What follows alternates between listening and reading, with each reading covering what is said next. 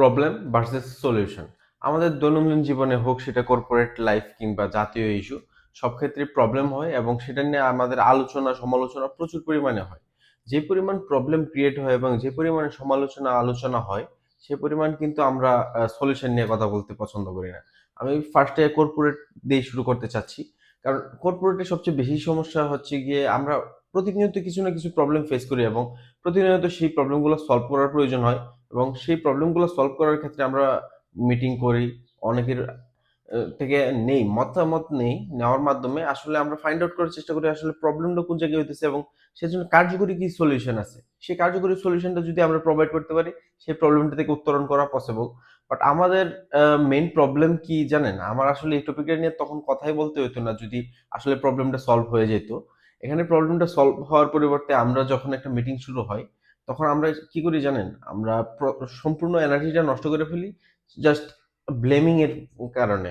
বা আমরা প্রতিনিয়ত ব্লেমিং করতেই থাকি, এইটা হইছে, এইটা হইছে, এটার কারণে এটা হইছে, এভাবে হইতেই আছে, এর দোষ, ওর দোষ। এরকম করে দেখা যায় যে আমাদের সবটা এনার্জি নষ্ট হয়ে যায়। প্রায় মিটিং লেন্দি হয়ে যায়। প্রত্যেকজনই ৫ মিনিট, ১০ মিনিট, ১৫ মিনিট করে টাইম নেয় শুধু দোষারোপ বলার জন্য বা প্রবলেম গুলা বলার জন্য। বাট সলিউশন কেউ তখনও দেয় না। তো এরকম দেখতে, দেখতে দেখা যায় যে ১-২ ঘন্টা পার হয়ে যায়। তারপরে আর সকলের একটা এনার্জি লস হয়ে যায়। তখন আর মিটিং এ বসে থাকতে মন চায় না। সবাই চেষ্টা করে যে তাড়াতাড়ি উঠে যায় বা এখন এটা যত তাড়াতাড়ি শেষ হইব বাঁচি। এরকম একটা মেন্টালিটি তৈরি হয়ে যায়। তো সলিউশন নিয়ে আলাপ করার সময়ই আসে না। এবং এই কারণে দেখা যায় প্রবলেম গুলো আনসলভড থেকে যায় এবং আমরা প্রতিনিয়ত এই প্রবলেম গুলো ফেস করি এবং এই প্রবলেম থেকে উত্তরণের জন্য যে কার্যকরী সলিউশন সেটা নিয়ে কেউ ভাবেও না বা ভাবার চেষ্টাও করে না। সবাই ভাবে যে মিটিং তো এই বিষয় নিয়ে হইছে। তারপরে আমরা প্রবলেম কেন ফেস করতেছি? তো এটা হচ্ছে মেইন প্রবলেম। যদি আমরা দেখি যে গভীরভাবে প্রবলেম গুলো আগে থেকে ফাইন্ড আউট করা থাকে এবং ব্লেমিং এর দিকে না যাই, সকলের সম্মিলিতভাবেই ধরেন যে এটার দোষ বা সমস্যা তৈরি হইছে। বাট এখন এটা থেকে তো উত্তরণ করতে হবে আমাদের। সেই কারণে আমরা যদি ব্লেমিং না করে সেই টাইমটা আমরা সলভ এর দিকে দেখতাম এবং সেই টাইমটা আমরা যদি প্রপারলি ইউটিলাইজ করতে পারতাম, সেই প্রবলেমটা দ্বিতীয়বার ক্রিয়েট হইতো না এবং সেই প্রবলেমটা নিয়ে আমাদের আর মিটিংও করতে হইতো না বা আমাদের আর সাফারও করতে হইতো না। তো সবচেয়ে আরেকটা বড় প্রবলেম হচ্ছে গিয়ে কোনো মিটিং এ হয়তো প্রবলেম এবং সলিউশন ২ টা নিয়ে আলোচনা হয়। কিন্তু আরেকটা যে ইমপ্লিমেন্টেশন এ গিয়ে। ইমপ্লিমেন্টেশন এর যেই সময় আসে তখনই আমরা মূলত পিছিয়ে যাই বা অলসতা চলে আসে বা সেই কার্যকরী স্টেপ গুলো পরবর্তীতে আর নেওয়া হয় নাই। মিটিং এ যে এনার্জিটা দেখানো হয় সেই এনার্জিটা কোথায় যেন হারায় যায়। ঠিক তেমন ভাবেই আমাদের জাতীয় ক্ষেত্রে যদি আমি একটা কথা বলি যে প্রবলেম সবচেয়ে বেশি এবং এত ২০ কোটি প্লাস বা ২০ কোটির কাছাকাছি যে একটা জনসংখ্যা, আপনি একেকজন একেক মতাদর্শের লোক এবং সকলের সাথে আপনি মিলাইতে পারবেন না এবং এর থেকে একটা প্রবলেম ক্রিয়েট হবে এটাই স্বাভাবিক। প্রবলেম না ক্রিয়েট হইলে মূলত অস্বাভাবিক মনে হতো বিষয়টা। তো আমরা দেশ আমাদের, সমস্যা আমাদের, সমাধানের দায়িত্ব একমাত্র সরকারের। এই জিনিসটা একটা আমাদের ভুল ধারণা এবং আমরা এই ভুল ধারণাটা একদম মনে প্রাণে লালন করি এবং কোনো কিছু হইলে সরকারকে উড়াধুরা গালি দেই, উড়াধুরা প্রবলেম ক্রিয়েট করি। কিন্তু মেইন প্রবলেম হইতেছে আমাদের মধ্যে। প্রবলেম যেরকম আমরা ক্রিয়েট করি, সলিউশন আমাদেরই ক্রিয়েট করতে হবে। তো যদি ক্রিয়েট না করতে পারি অন্তত হেল্প করতে হবে যে এই প্রবলেম থেকে কিভাবে আমরা উত্তরণ হইতে পারি। তো এইটা আমি মিসিং দেখি। সবসময় দেখি যে ব্লেমিং এর রাজনীতিটা বেশি চলে।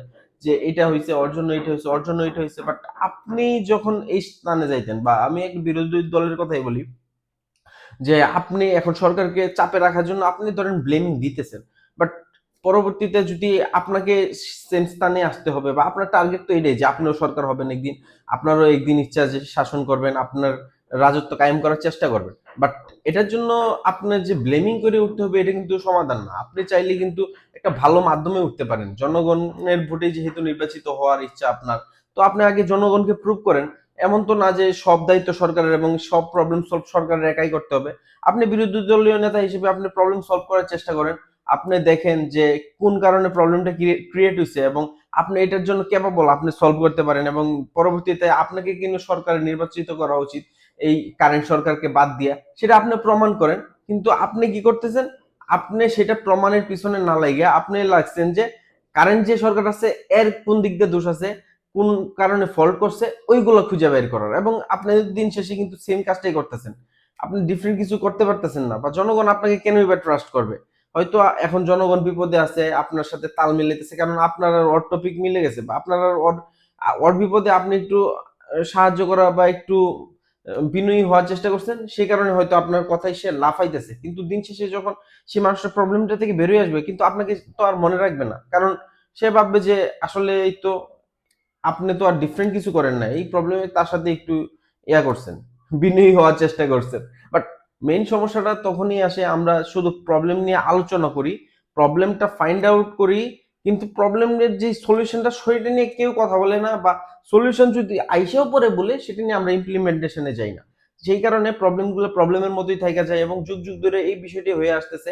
এটা যদি আমরা আস্তে আস্তে ট্রেন্ডটা চেঞ্জ করে দিতে পারি, আস্তে আস্তে দেখবেন যে এই প্রবলেমগুলো ক্রিয়েট হওয়া বন্ধ হয়ে যাবে, বা যে ব্লেমিং এর রাজনীতিটা হোক সেটা কর্পোরেটে বা জাতীয় লেভেলে, সকলে মিলেই এটা অবদান আছে এবং সকলে মিলে এটা সলভ করতে হবে, এবং এভাবে একটা সুস্থ সুন্দর পরিবেশ গঠন করা যায় ওয়ার্ক কালচারে এবং দৈনন্দিন জীবনেও।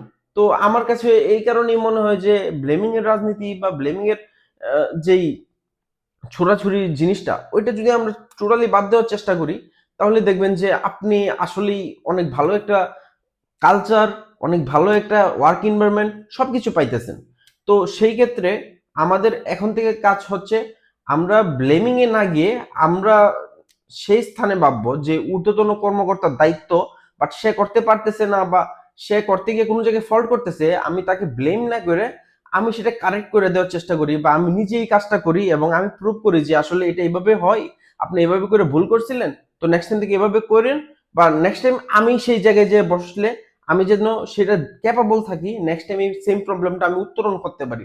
এখন যদি সেম প্রবলেমটা আপনি ব্লেমিং এর মাধ্যমে তাকে নামাই দিয়ে আপনি বসলেন, কিন্তু আপনার কাছে সলিউশন নাই, কালকে আবার সে আপনাকে নামায় সেই জায়গায় বসবে, তার কাছে সলিউশন নাই। তো এইভাবে তো আসলে একটা সমাধান আসলো না। তো আমরা ফাইনাল সমাধানের দিকে যদি যেতে পারি, দেশ বলেন বা কোম্পানি বলেন বা ওয়ার্ক কালচার বলেন, সবকিছু সুন্দর হয়ে যাবে। আসলে শুধু একটু ভালো মেন্টালিটির দরকার, যদিও এটাই সবার মধ্যে কমতি সবচেয়ে বেশি, বা মেইন সমস্যা হিসেবে আমি এটাই ধরবো। এখন বাকিটা আমাদের নিজেদের যতটুক ইচ্ছা শক্তির উপর ডিপেন্ড করে। আমি মনে করি যে আস্তে আস্তে মানুষ সচেতন হইতেছে, মানুষ আস্তে আস্তে বোঝা শুরু করছে ভালো খারাপ। তো আমরা মনে করি আস্তে আস্তে মানুষ চেঞ্জ হবে, কিন্তু যদি চেঞ্জ না হয় এই কালচার চলতে থাকবে। আপনি যতদিন বেঁচে আছেন বা আপনার নেক্সট প্রজন্মকে হয়তো সেম জিনিসটা ফেস করতে হবে, এন্ড আমি চাই না আমার নেক্সট প্রজন্ম বা নেক্সট জেনারেশন সে সেম জিনিসে এগিয়ে যাক, বা এই সেম জিনিসটা নিয়ে তারাও সাফার করুক। তো আসেন সবাই মিলে নিজেদেরকে আগে চেঞ্জ করি, তারপরে দেশ বা ওয়ার্ক কালচার যেটা বলেন সেটা চেঞ্জ করার চেষ্টা করি।